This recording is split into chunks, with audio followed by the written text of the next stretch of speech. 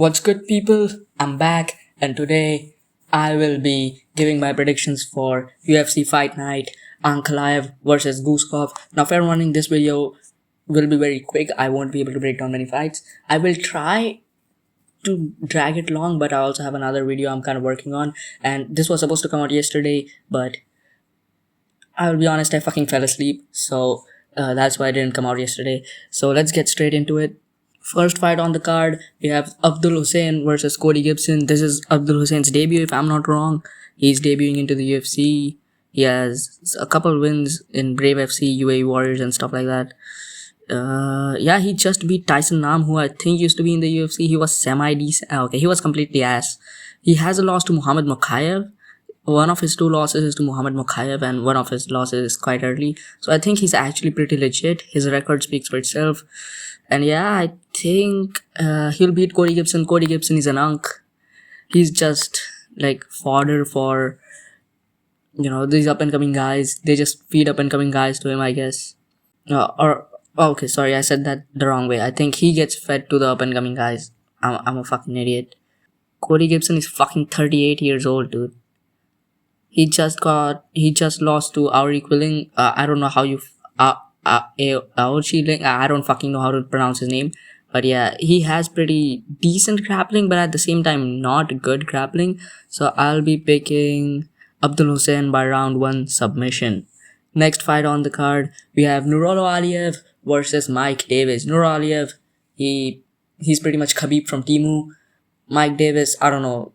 I'm really rooting for Mike Davis. I hope he wins, and I kind of like Mike Davis, but I thought about picking any underdogs in this card, and I just don't feel like picking any underdogs this card. This card, I'll be picking all favorites. Call me an idiot. Maybe I'll pick one underdog. I'm not even sure. It's just when the favorite is fucking Nurullo Aliev versus Mike Davis. Of course, I'm gonna pick Nurullo Aliev. Nurullo Aliev, he's pretty much like a control grappler. He tries to fuck his opponents. Another one of those fucking decision merchant. I don't think he has a single fucking finish in his career. He has one finish. Oh, sorry, 2 finishes. 2 finishes out of his 11 fights. Yeah, man, it's not good. Mike Davis, he's just your run-of-the-mill average fighter. He's been inactive. He fought last year. He beat Mitch Ramirez with his ass. He lost to Ziam. He beat some other unranked guys. He's been in the UFC for a little bit. He did beat Mason Jones, which, gives me hope that he could actually beat somebody good. But he also lost to Gilbert Burns at lightweight. You know what, in hindsight, that isn't that bad, but okay, I might actually pick Mike Davis. Hold on, guys. Okay.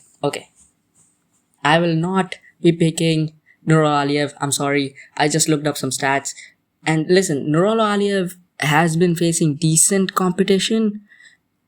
It's just kind of hard to pick him when his most recent win is fucking Shamrock. Like, yeah, he beat fucking Josh Wick on Contender Series. He beat fucking Rafael Alves. And he beat fucking Joe Solecki before that. Right? And Shamrock was able to get in on some takedowns. I don't rate Shamrock at all.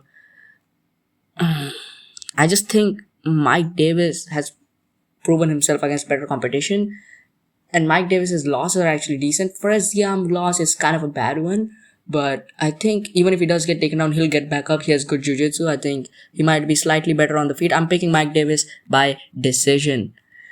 Next fight on the prelims, we have Brandison Ribeiro versus Magomed Tuchalov. What the fuck is this guy doing in the UFC? I'm talking about Brandison Ribeiro. Brandison Ribeiro is a victim. That's just what he is. I think he should change his nickname from the Gorilla to the fucking Victim. This guy, every fight just ends up getting finished. He gets fed to prospects. Anytime they need to stack pad your record, they need to get you a couple wins in the UFC, they need you to get a highlight reel, they give you this guy. As for Magomed Tuchalov, let me see if this guy is a submission guy or a TKO guy. He's a TKO guy, so I'll be picking Magomed Tuchalov by round 1 TKO. I don't give a fuck about this fight, dude. Brandison Ribeiro, I don't know who I would pick Brandison Ribeiro against. I don't think there's a single light heavyweight in the UFC. Okay, maybe there might be a couple ones like him. Like a single light light heavyweight in the UFC with a winning record, that I would pick Brendan Ribeiro against. There's not a single one. As for Tuchalov, fuck, dude. The guy's undefeated. That's all you need to know. Next fight on the prelims, we have Ismail Bonfim versus Axel Sola. Now, this is actually a good fight. Ismail Bonfim, brother, wrap it up. His brother is good, but this guy has a losing record in the UFC. His wins are against Vince Pichel and Terence McKinney, which is actually pretty good. But the Terence McKinney win was in round 2.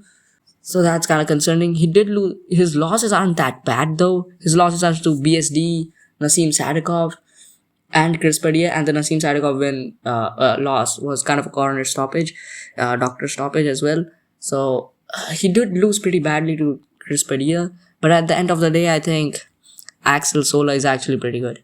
Axel Sola, he's 1-1 the UFC. He went to war with Mason Jones. He dropped Mason Jones, which, to be honest, isn't that big of an accomplishment. Nearly everyone drops Mason Jones. He did beat the shit out of Reese McKee. And before that, he had a pretty good... He was undefeated before that with 1 draw. So, I think he will beat Ismail Bonfim. I'm picking Axel Sola by round 2 TKO. Next fight on the prelims, we have Santiago Ponzinnibio versus Sam Patterson. God damn it, bro. Sam Patterson, if you don't know, he's an MVP victim. By victim, I mean he took like 27 whole strikes in that fight. Landed even less. So, yeah, as for Santiago Ponzinnibio, he's like 39 years of age. At first, I was like worried because Santiago Ponzinnibio, he might be like, actually might win this shit. And then I looked at the height and reach. This guy's 6 foot at welterweight. And 73-inch reach at welterweight. Sam Patterson is 6'3" with a 78-inch reach. I just think Sam Patterson is gonna school him on the feet. Santiago Ponzinnibio is on a massive losing streak, if I'm not wrong. Okay, not on a massive losing streak, but he did beat Charleston Harris, which is... he's kind of ass. Alex Morono, ass. Miguel Baiza, ass. Before that, he was on a good run until 2021. But then he took like a break between 2021 and 2018. He's never been the same since. He beat fucking Mike Perry and Neil Magny back in the day. And he was on a nice little winning streak. But he also ended up beating Sean Strickland. The guy who beat Sean Strickland lost to fucking Daniel Rodriguez. Yeah, I think I actually rate Sam Patterson quite highly. And I'll be picking Sam Patterson by... I don't know if I want to pick him by finish though. Nah, I'm gonna pick him by finish. I'm gonna pick Sam Patterson by round 3 TKO. I think he just schools him on the feet for a little bit in round 1 and 2. And as Santiago Ponzinnibio kind of slows down in round 3, he'll pick up the pace. And I don't think it will be like... I think he might knock down Ponzinnibio, but it will be more so like Ponzinnibio kind of gasses out and then Sam Patterson just is able to line up a really nice shot on him and drops him and finishes him. Yeah, that's my prediction for this fight. Next fight on the prelims, we have Dustin Jacoby versus Mohamed Said. Dude, Mohamed Said is an underdog while he's undefeated, so I had to kind of go and look into his record.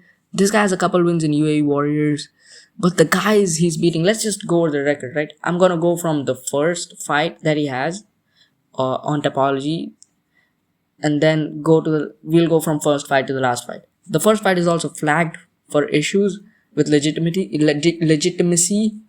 Fuck, dude. 0-0, 1-0, 1-0, 2-2, 4-0, which is semi-decent for early on. 1-0. This is, by the way, his 6th fight. 13-10-1. This is his 7th fight. 11-4. Okay, that's a pretty decent record. 20-11. Dustin Jacoby, meanwhile, I understand he's kind of old and full of mold, but he's also fighting at light heavyweight, dude. And he doesn't really have a chin, but he's beating Julius Walker, Bruno Lopez, Vitor Petrino. Vitor Petrino one being the fucking important win because Vitor Petrino is actually decent. Vitor Petrino, I think, might be better than the guy he's facing right now. It kind of makes sense why he's the favorite to win this fight against an underdog. Against a fucking undefeated. I meant fuck. I'm stupid. And before that, he was on a winning streak, dude. He won on the Contender Series. He beat a lot of these guys. He went on a really nice winning streak. He went to a draw with Kutalaba in that winning streak, but he beat Oleg Zaitchik. fucking Da Woo Jung, whoever that is.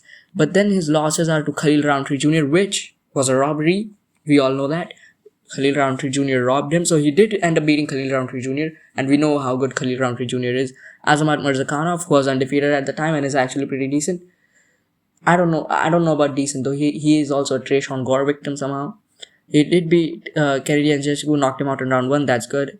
He did lose to Alonzo Manifield by UD, but Alonzo Manifield also recently has been looking pretty good. Alonzo Manifield is such an inconsistent fucking fighter, dude. Sometimes he looks like shit against Ozdemir and gets TKO'd, and then he fucking destroys Zhang Mingyang, right? Also, the Dominic Reyes loss. I still think Dominic Reyes is pretty decent. I think he does have pretty decent power, right? Then he beats Vitor Petrino, Bruno Lopez, Julius Walker. I think I'll go with Dustin Jacoby on this one. I think I'm gonna pick Dustin Jacoby by decision. I think Mohammed Said is good enough on the feet to the point where he doesn't get schooled. I think it will be kind of a close fight. Not really. It will be clear that just Dustin Jacoby won, but I think Dustin Jacoby wins this fight by decision. It will be kind of a close decision. But it will be pretty clear that Jacoby won, but he won't be like completely dominating this fight. You know what I'm saying? Next fight on the prelims, the headlining the prelims, possibly the most important fight on this card. We have Walter Walker versus Thomas Petersen. I'm sorry, Thomas Petersen. Your time has come. It's time for your leg to give out. I'm picking Walter Walker by round 1 submission. As much as I like Thomas Petersen, and I know Thomas Petersen is gonna be prepared for Walter Walker. He's gonna know exactly what Walter Walker's gonna do, and he just won't be able to stop it, man. I just don't think he'll be able to stop it. Thomas Petersen, he's a good fighter. Don't get me wrong. He was beating Vitor Petrino till he got knocked out. Right? He was doing pretty good against Vitor Petrino, and his losses aren't that bad. He won on the Contender Series via key lock, which is pretty good. He did beat Guilherme Pat, however you pronounce that fucking name, Guilherme Pat. I don't know who that is. Who was undefeated at the time. It was a majority decision though, which is whatever. He was doing pretty good against Vitor Petrino. He ended up beating Dalton Reyes, who I don't rate at all. The guy has a losing record in MMA, if I'm not wrong. Yeah, Dalton Reyes is 10-9 at the time, and he was 10-8 at that time, dude, whatever. He did get knocked out by Shamil Gaziev, which is kind of concerning, and he did lose to a random guy called Jamal Bogas. He also beat Muhammad Usman, which doesn't matter. Muhammad Usman is ass. I just think Walter Walker has already beaten pretty good competition, and that submission win over Louis Sutherland, that's actually pretty good, because Louis Sutherland in that fight with Taito Iwasa, we know Taito Iwasa is completely dog shit in the grappling, but he still was able to dominate and steamroll Taito Iwasa using his grappling. And I think to destroy Louis Sutherland that easily with a heel hook, I think, Thomas Petersen's gonna be a heel hook victim again. I'm gonna pick Walter Walker by round 1 submission. I'm not gonna say leg lock. He might actually try doing something different this time. And he said the fucking press conference video that Jade and Caleb did with these two guys, you guys should go watch it. That shit was so funny, man. Like, this is the most important fight in this card. I care about this fight more than the fucking main event. Also, I should have said this on in the beginning of the video. The main event, the breakdown / prediction, whatever there was, in the video I made, that will be copy and pasted in the end of this video. So the next fight on the main card, this card, opening up the main card, we have Erceg Izagakhmaev versus Vagaev, Abubakar Vagaev. Dude, Izagakhmaev has a really good record. He's 3-0 in ONE FC, but he's also Nicholas Dalby victim. He's also Carlston Harris victim. So his losses aren't that good, dude. And this guy has a fucking stack padding problem. Because let's look at his fucking wins, right? First of all, a lot of his wins are very old, so I don't even rate them highly. Let's look at the record of his wins. First of all, this guy has how many wins in his pro MMA career? 22. His record is 22-3, which might lead you to believe he's actually decent. But let's look at his opponents, right? I'm gonna start from his first MMA opponent, and then we're gonna go to his last. I'm not gonna, and I'm only, whatever. Cut that part out. 0-1, 0-0, 0-0, 0-0, 0-0, 2-0, 4-0, which is actually decent. 5-1, decent. 4-1, 1-1, 12-7, 19-4, 18-7, 13-3-1, and he lost that fight. 23-8, 11-3, 9-3, 9-2. Okay, these aren't that bad, but they're still not good. Carlston Harris, 14-4 at that time. 11-4, 23-1. Okay, that's actually semi decent. 12-2, 33-11-2. Shinya Aoki in ONE FC. That's actually a good win. But Shinya Aoki is also 47-10, and Shinya Aoki is old as fuck. And then he goes to a split decision loss to Nicholas Dalby, who isn't that good. Abubakar Vagaev, on the other hand, I think he kind of suffers from the same problem as well. His record is a little bit stack-padded, because I'll go over his record as well, because this is so funny, dude. 0-0, 0-0, 0-0, 2-1, 4-2, 9-2. Okay, that's actually good. Then he loses to a 13-6 guy. 29-23, 18-6, 24-3-1. That's actually not that bad. 13-5, 30-14-3. Then he loses to a 12-2 guy, which isn't that bad. 13-5-1, 6-2, 15-2. Isn't that's actually pretty good. 14-2, decent. 21-6. Whatever, dude. Then he loses to a 17-6 guy. 28-17, 7-3, 21-11, 20-7, 14-5. And that was a split decision win as well. Then he loses to a 15-4 guy, 27-4. That's actually pretty decent. 24-5-1, 23-5. See what I mean? This guy also suffers from the same stack padding kind of fucking problem. So this is, but to be fair, Izagakhmaev's stack padding is worse than his, and that's the only kind of reason I'm picking Vagaev.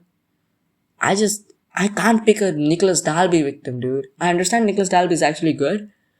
I just think Vagaev's gonna beat him by decision. You got one stack padder versus another stack padder. Both of these guys' record are stack padded to the fucking brim. I just think Vagaev's stack padding is slightly better than Izagakhmaev. That's my only reason for picking Vagaev. No other reason. That's literally it. Next fight on the main card, we have Rizwan Kuniev versus Tyrell Fortune. I'll be picking Rizwan Kuniev by decision. Rizwan Kuniev actually went to a split decision with Curtis Blades. That was actually a very close fight. And that fight is the reason why I picked him to beat fucking Jailton Almeida. And he's the reason Jailton Almeida got cut from the UFC. And he out-blobbed and went to a Jailton Almeida ass fight with Jailton Almeida. And Tyrell Fortune, man, he's good. He beat Marcin Tybura on short notice, which is impressive. But let's not pretend he's all that, okay? You beat fucking Marcin Tybura. And Marcin Tybura was actually doing pretty good in that fight.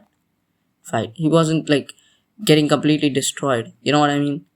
So I think Rizwan Kuniev is gonna beat him. I don't think it will be like a very dominant win. I just think Rizwan Kuniev's gonna beat Tyrell Fortune by unanimous decision. I don't want to break this fight down. A lot of these, when a fight card is ass, this fight isn't actually that bad, in my opinion. The big name fights on this are good, but the matchups are just so horrible. I can't pick a single favorite. I can't pick a single underdog on this card. I picked one underdog, and that was fucking Mike Davis. This is what I mean when a fight card is ass. For the MVP card, for example, not a single fucking underdog won in that fight card. Not a single underdog won, if I'm not wrong. If only favorites are winning and there's massive favorites, that means your card is ass. That means the matchmaking is dog shit. And that's kind of the problem this card is suffering with. So, yeah, the quality, the names on this card aren't that bad. But, dude, I just can't pick a single underdog on this card, and that's kind of shit. So, I'm gonna pick Rizwan Kuniev by unanimous decision. Next fight on the prelims, main card, my bad. We have John Pork versus Damian Rzepecki. I don't know how to pronounce his name. I'm guessing it's Rzepecki, Roundpecky, whatever. I'm gonna pick John Pork by decision. I think this Rzepecki guy, he's way too young to be facing John Pork. John Pork, he actually did pretty good in that fight, except for that flash knockdown. And Rzepecki, it's not like he's this fucking world beater, right? Rzepecki is a good grappler, and he does have he's pretty good on the feet as well. But he just hasn't come from a good enough fucking promotion, dude. If he was 8-0, if he was 10-0 coming from like PFL, fucking Ryzen or something, if he was 10-0 coming from these kind of organizations, from Octagon and that stuff, I would be like, I maybe would be like, okay, this fight's close. I might have to pick him against John Pork, right? He comes from random ass fucking Russian promotions, dude. The guys he's facing have horrible records. 4-3, 1-1, 4-2-1, 5-4, 7-5-1, 12-6, 7-2. That's actually not that bad. 12-2. That's also not that bad. 12-6-1, whatever. 13-7. You get the point. Zaynukov actually won on the Contender Series, so I think John Pork is gonna win this fight. And before that, the John Pork actually did face decent competition, and he comes from this big kickboxing or Muay Thai background, right? So I think John Pork should win this fight by decision. I don't think Chanko is much of a finisher. He could finish him, but I think I'm gonna pick Magomed Zaynukov by unanimous decision by just outschooling Damien Rzepecki on the feet. Next fight on the main card, we have Islam Dulatov, the fucking model, versus, what's this guy's name? Wellington Turman. What? Did Gordon Ramsay name you or something, dude? Why are you named after a fucking dish? Whatever, man. Yeah. I'm gonna go with the guy that's actually supposed to be at welterweight, Islam Dulatov, and that actually has a better record and actually has a win in the UFC. Wellington Turman, I think they just actually has a winning record in the UFC. Wellington Turman is 3-6. You know, to be fair, his losses are bad. This guy's losing to Bruno Silva, Andrew Sanchez, Carl Robertson, Randy Brown, Andre Petrosky, Jared Gooden. These are his losses, by the way. Not his wins, his losses. His wins are Misha Chirkunov, Sam Alvey, and Marcus Perez. Yeah, Islam Dulatov just slimed out on another random guy before this. Adam Fugget. Adam Fugget is actually not that bad, and and Islam Dulatov did also win on the Contender Series. And he lost his first MMA fight. Ever since then, he's on this huge winning streak. He's not lost since. And also, Islam Dulatov's longer. You know, he has more reach. You know, he's actually built like a welterweight. Wellington Turman, I think he's a little bit too short for a welterweight. I think he should have fought at lightweight instead of welterweight. And obviously, that kind of puts you at a disadvantage considering this fight is probably going to be a striking match. And I'm just going to pick Islam Dulatov by round 1 TKO. By whatever he likes. Next fight on the card, the co-main event, we have Steve Erceg versus Ramazan Temirov. Now, this is a fight I actually had to break down. This fight is actually the first fight on this card where I'm thinking, okay, I'm not looking at these guys' record. I'm not looking at these guys' stats and the guys they've beaten, stuff like that. I'm not doing MMA math, right? I'm actually sitting down and breaking down this fight. You know, when a fight is good, you have to break it down stylistically instead of doing MMA math. That's how you know the fight is good. And this fight is good, man. I just don't like this for Steve Erceg, man. I'm gonna pick Steve Erceg, but I hope, I hope he wins, dude. I'm gonna pick Steve Erceg. I hope he wins. Dude, I'm really worried for Steve Erceg, man. Ramazan Temirov, he has a lot of power, and he has a very explosive style. Steve Erceg, we have seen him get chinned over and over again, right? Okay, not over and over again. He got chinned like once, right? He got chinned by Kraikara France. He got UD'd by Pantoja, which was a close fight. He got destroyed by Moreno. And then he got dropped by Ode Osborne, but won that fight using his grappling. And he also beat Tim Elliott. Right? What's really concerning me is Tim Elliott was able to land some really clean lead hooks on Steve Erceg. Obviously, that stopped landing after round 1 because he kind of figured out Tim Elliott. And I think this is going to be the same 29-28 decision when Ramazan Temirov does really well on the feet in round 1. And then rounds 2 and 3, he starts slowing down. And dude, Ramazan Temirov lost round 3 against Charles Johnson. Let's be honest, right?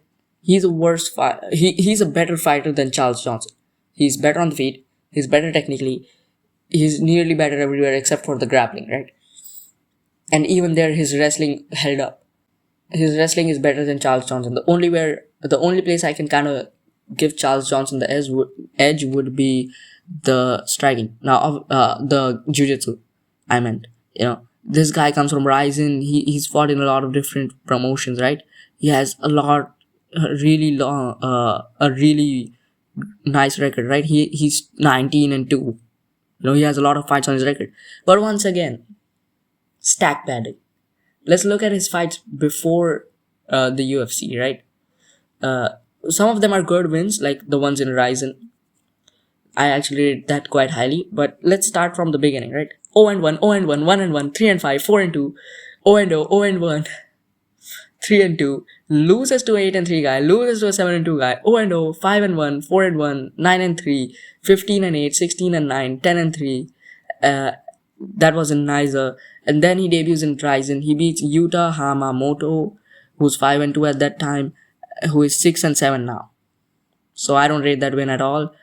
Then he beats Takaki Soya, who was 12-5-1 at that time, who is 13-8-1 at that right now. So I don't really rate that win that highly. He knocked out CJ Vergara. CJ Vergara is a fucking victim, dude.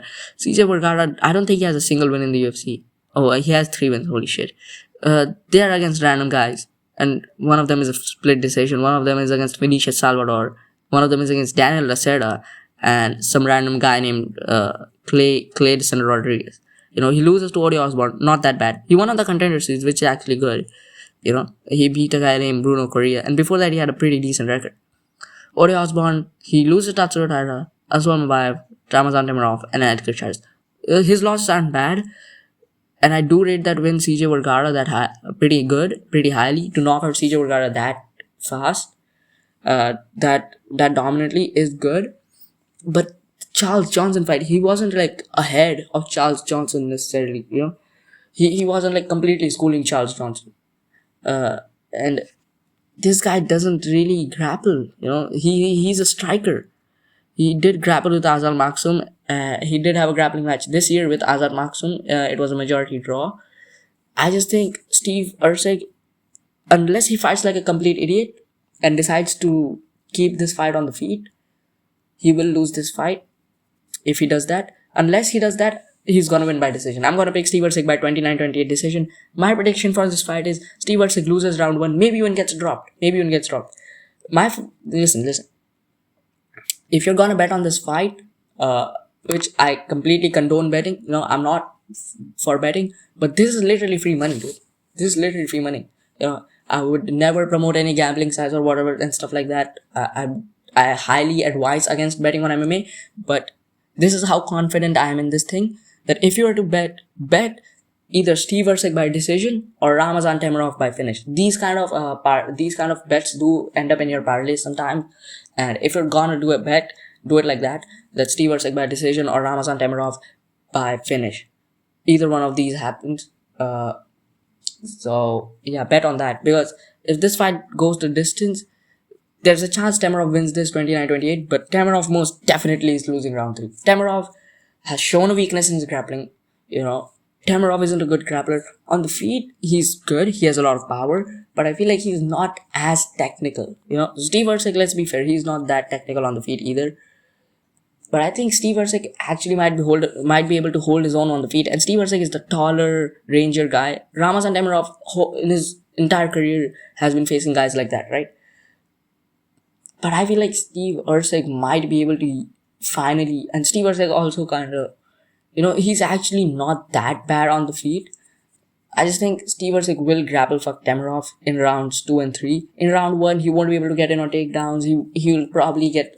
wobbled on the feet if I had to make a prediction. But I think Steve Erceg should win this fight by grappling. And yeah, that's my prediction for this fight. I'm gonna pick Steve Erceg by unanimous decision. What's good, people? I'm back, and today I will be breaking down Magomed Ankalaev versus Bogdan Guskov. Now, the thing about this fight is, I don't care. I really don't care. We'll get to the fight in a bit. Let me start off this by saying yesterday's my UFC Fight Night DDP versus Usman matchmaking plus recap kind of video was supposed to come out. That matchmaking kind of video didn't come out for three main reasons. One, I didn't feel like doing it. Two, who am I supposed to matchmake? I don't even know half of the guys on that card. Nobody really cares, so I didn't do it. And three, I had a really bad tummy ache. Now listen. Before you guys start clowning me like this guy didn't do a video because of a tummy ache, it was really bad, dude. It was really bad. I threw up like 5 times, dude. It was like one of those stomach aches. I more than likely have appendicitis. I just have yet to get it checked out. I need to get my shit checked out soon because, dude, I like every month, like every 2 months, I'll get a very bad stomach ache, like very excruciating pain. It starts off quite light for an hour and a half. Then for 4 or 5 hours is just straight horrible pain, and then after a lot of vomiting, it stops. I'm throwing up straight bile, dude. I'm throwing up straight green liquid. Like first the undigested food comes out and then straight green liquid comes out. So I was sick. I also have a fever. I also have a sore throat, so I won't be able to be as loud as I want. And also, yeah, this video is gonna be short because I don't want to speak for that long because my throat is sore and it hurts every time I fucking speak. So it's gonna be a little bit short. So I think I gave you guys a bit of background into everything. Also, there's gonna be predictions at the end of the video. So a breakdown and predictions are two different things. I think I've explained this before, but I'll explain it again. Breakdown means pretty much making a game plan for each of these guys and analyzing their strengths and weaknesses and their everything and seeing the matchup as a whole and seeing all the possibilities. Prediction means what do I think is gonna happen. A fighter can be good. A fighter can be 10 times better than the fighter. Skill wise how they match up, it can be very lopsided, but at the same time it comes fight IQ comes into play, right? Physical conditions come into play. Some fighter might be going into a fight injured, you know. Some fighter might have really horrible fight IQ. That's why I might not pick them. Or do they even come in with the right game plan? All that kind of stuff goes into predictions. Breakdown is just you're kind of seeing from afar what the fight really is. So I think yeah, that's the difference between a breakdown and a prediction. So I'll have predictions at the end of the video. Let's get into breakdown finally after 3 minutes of fucking yapping. I just wanted to say this. I think Ankalaev nearly everywhere is better than Bogdan Guskov.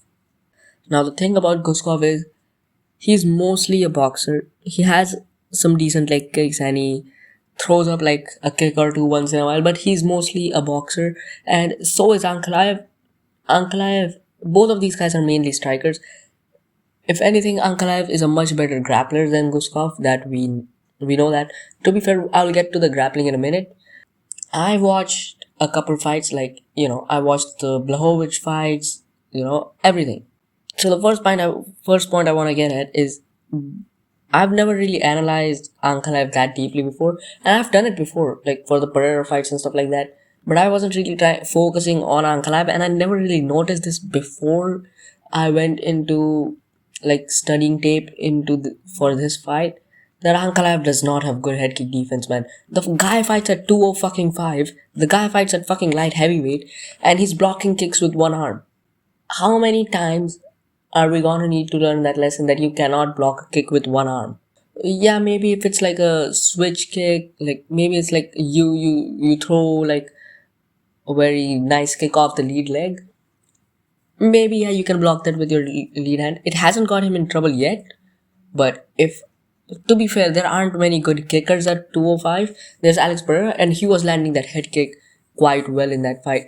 It just wasn't enough though. I feel like if there was a really good kicker at 205, like somebody with really good kicks, especially because Ankalaev fights southpaw, that 1-2 head kick is gonna be there. So if there's somebody with very good head kicks and like orthodox, they could do a very good job mixing up that 1-2 head kick, because Ankalaev blocks kicks with one hand, dude. That's gonna cause problems. For one, even if you do end up blocking the kick, your hand's fucked. From open stance, you already can't throw that fucking backhand that you're using to defend kicks, because you're using it to defend kicks. The body kicks are gonna be bad, the head kick, then the ability to mix it up, it's gonna be so bad. But there's nobody that can really kind of use this against him. The guy just, his head kick, when he does block head kicks with one hand, it's decent. It's not good, bro. It's just not. At some point, your arm's gonna be fucked from defending head kicks as well.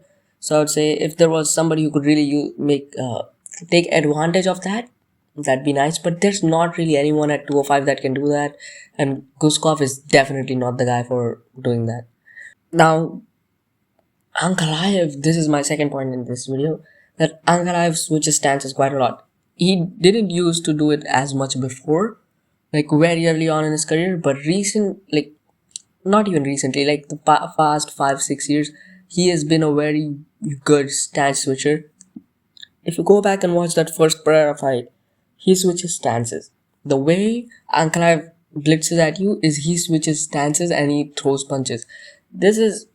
And every single time this guy switches into orthodox, he throws that fucking left hook. He switches into orthodox, he throws that left hook. And pretty much anytime Ankalaev's bum rushing you, like anytime you press Ankalaev and he presses back, he switches stances while doing it. He'll be southpaw, he'll throw 1-2, then he'll switch to orthodox and throw 3.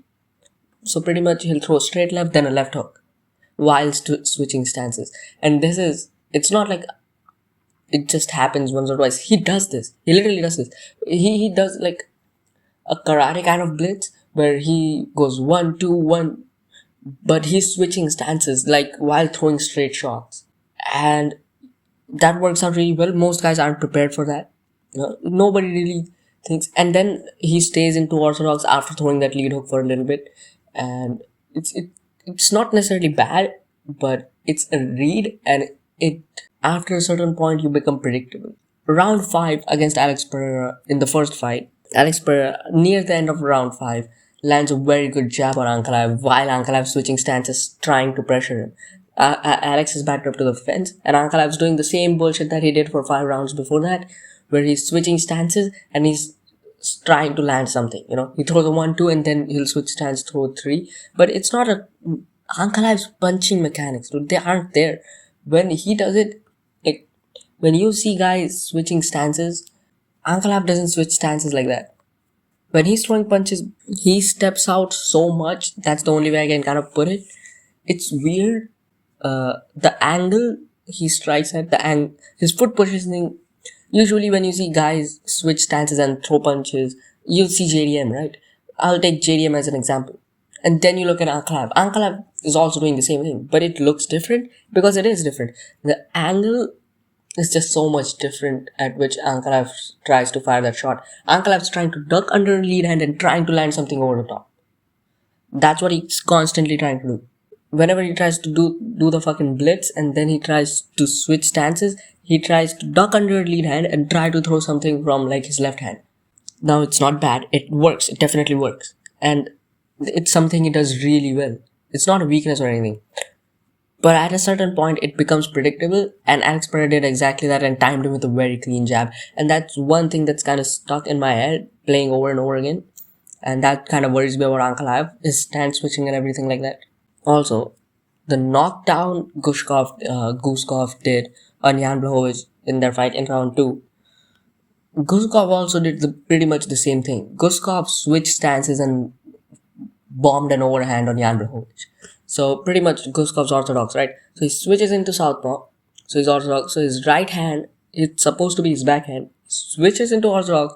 So it's pretty much like a jab lunging down, but as he's throwing the punch, he switches into southpaw. So pretty much what happens is he's trying to throw a cross. He's not throwing a jab. So Jan Blachowicz, he's trying to move away from the cross. He's not, but because he switches stances, he covers more distance, and then he kind of knocks Jan Blachowicz down because he's switching stances as he's throwing that punch. Now Ankalaev also has a very decent front kick that's gonna be there against everyone pretty much. The thing about preparing for Ankalaev is Ankalaev's so good everywhere. It's very hard trying to find weaknesses for Ankalaev. Now, obviously, there's the leg kick. He is kind of susceptible to leg kicks. We've seen this before. Well, to be fair, it was Jan Blachowicz. It was one fight that he had chinny legs in, but Ankalaev has pretty good leg kicks of his own, and we haven't seen that problem arise since then as much as before. But Guskov has some pretty good leg kicks as well. I didn't know this while coming in. I thought Guskov just mostly threw punches, but Guskov has some pretty good leg kicks, man. Now, obviously, the speed and power thing, right? Guskov is a much more powerful striker than Ankalaev, but Ankalaev definitely has the speed advantage. I should have said this at the beginning of the breakdown, but I feel like this Ankalaev just is better than Guskov everywhere this fight goes. He's a better grappler, he's a better striker. The way Guskov strikes, he's playing into Ankalaev's game almost. To be fair, it's not as lopsided because Guskov definitely has a pretty decent chance of just landing something big on Ankalaev and knock him out. But if I had to say, like, you have to go 5 rounds, tit for tat, who would I say is better at that? Ankalaev. The best chance Guskov has is landing a big shot and knocking out Ankalaev. That's what I mean by Ankalaev is just better in this fight everywhere. Obviously, Ankalaev is very fast. He's been able to use his speed quite well. But Ankalaev is also small as fuck. Ankalaev for 205 looks small, and maybe that's why he has so much speed, and that's why he kind of sacrifices a little bit of power. That's just how it is. And Bogdan Guskov hasn't really faced anyone with the kind of speed that Ankalaev has, and I don't know how he'll look. More than likely, he'll probably struggle with it on the feet a little bit. That's what got Pereira fucked in the first fight, that he was just very hesitant because of Ankalaev's speed, and I think this is a well-known fact and everything like that.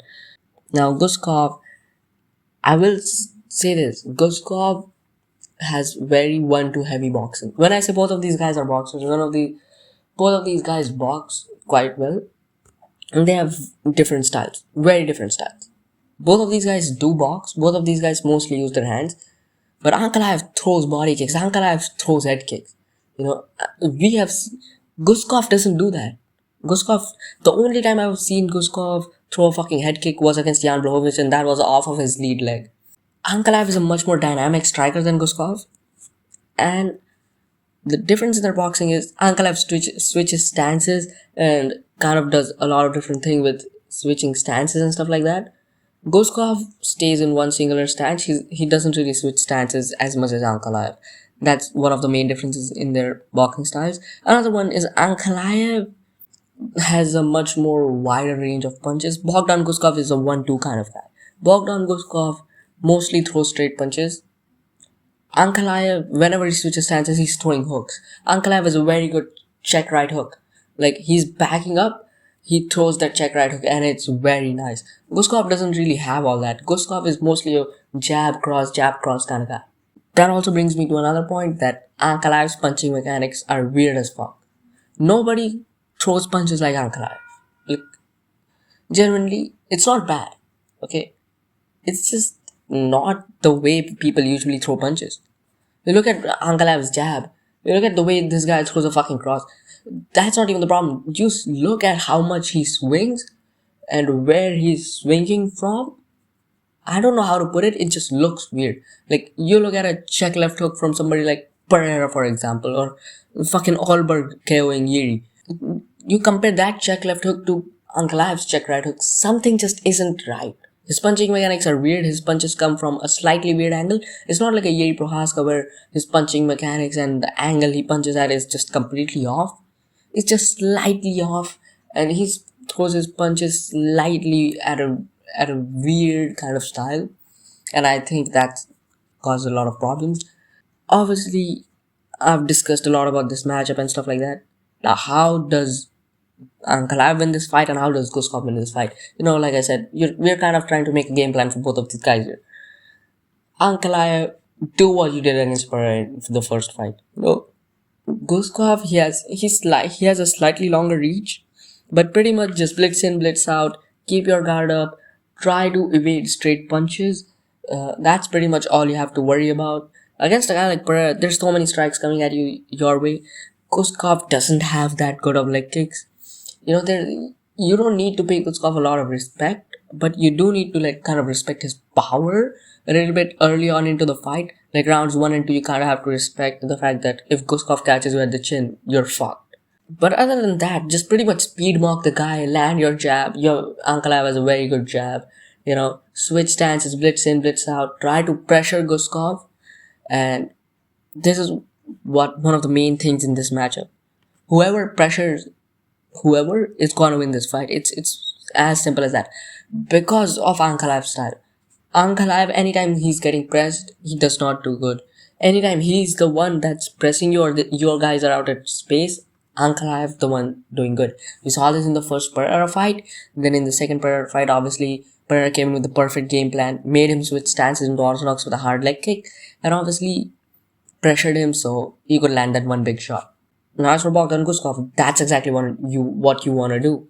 You want to try to line up that one big straight against Ankalaev, which is a very hard kind of thing because throwing like a big meaty hook that Pereira threw against Ankalaev, that's kind of easier to do against a guy like Ankalaev than lining up a straight 1-2 on a guy like Ankalaev. But pretty much Bogdan Guskov has to pressure Ankalaev and pressure him back to the fence and obviously try to KO Ankalaev, but try not to gas yourself out. Now as for my prediction, the thing about the prediction is I think Ankalaev's got this. Well, for obvious reasons. First of all, Guskov was not preparing for Ankalaev. Second, you look at how they match up stylistically, and the one main thing about this fight is the pressure. Whoever's getting backed up is not gonna be the one winning. And it's because of Ankalaev's style. Because if Ankalaev's backing you up, he's gonna land punches, he's gonna have space to move in and out, switch stances and do all of that stuff. When he's getting backed up, he can't do all that. Against Jan Blachowicz, this happened. Against Pereira, this happened. Against many times this happened, right? Ankalaev can only fight a clean fight. Okay, I should phrase it better. I shouldn't say only, right? Ankalaev's style favors a clean fight where you're out at space, you're moving in and out and stuff like that. The way I would explain it is you're not constantly in danger of getting hit.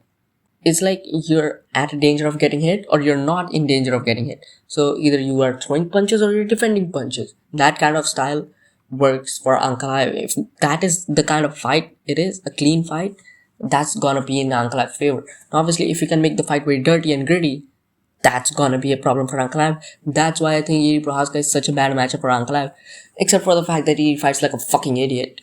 Other than that, if Jiří kind of fixed that and fought pretty much exactly how he did, and he was able to obviously not try to box at range with Ankalaev. If he tried to do that, that's why I think Jiří versus Ankalaev is such an interesting fight. And Ankalaev, this is what happens. When he gets pressured, he kind of breaks apart. He kind of falls apart when he's the one getting pressured. And again, on a very high pace, not necessarily even a high pace, it just has to be a very dirty fight where you're kind of always constantly in danger of getting chinned.